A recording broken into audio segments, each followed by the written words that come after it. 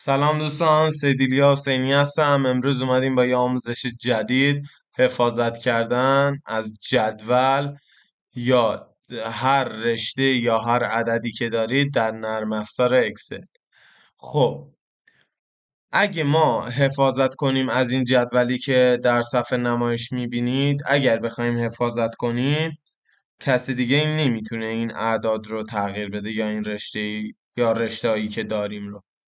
خب برای این کار در زبانه ریویو کلیک میکنیم و بعد جدول رو سلکت میکنیم. میخوایم از این جدول حفاظت کنیم. خب در زبانه ریویو پروتکت شیت رو میزنیم و بعد گذرواژه دلخواهتون رو وارد میکنیم. من وارد کردم 1 2 3. خب دوباره همون گذرواژه رو وارد میکنید. خب الان ما میخوایم این عدد دویی که هستش رو پاک کنیم و به جاش یک عدد دیگه بذاریم. دیدید که خطا میده و نمیذاره شما اون عدد رو تغییر بدید. خب حالا میخوایم این گذرواژه رو از روی این جدول برداریم. دیگه نمیخوایم این جدول حفاظت کنیم. خب در همون زبانه ریویو آن پروتکت شیت رو میزنید و دوباره رمزتون رو وارد میکنید.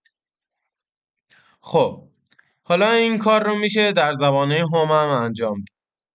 دوباره جدول رو سلکت میکنید. مهم نیست تا کجای جدول رو سلکت میکنید، مهم اینه جایی که میخواید از اون حفاظت شه رو سلکت کنید و بعد در زبانه هوم فرمت رو میزنید و بعد پروتکت شید. دوباره گذرواژه رو وارد میکنید، گذرواژه دلخواهتون رو دوباره تکرارش میکنید و بعد دوباره میبینید که ما میخوایم یک عددی رو تغییر بدیم، تغییر داده نمیشه. خب حالا میخوایم در زبانه هوم این گذرواژه رو برداریم. دوباره در زبانه هوم همون فرمت رو میزنیم، آن پروتکت شید و گذرواژه‌مون رو وارد میکنیم. خب حالا میبینید که میتونیم تغییر بدیم.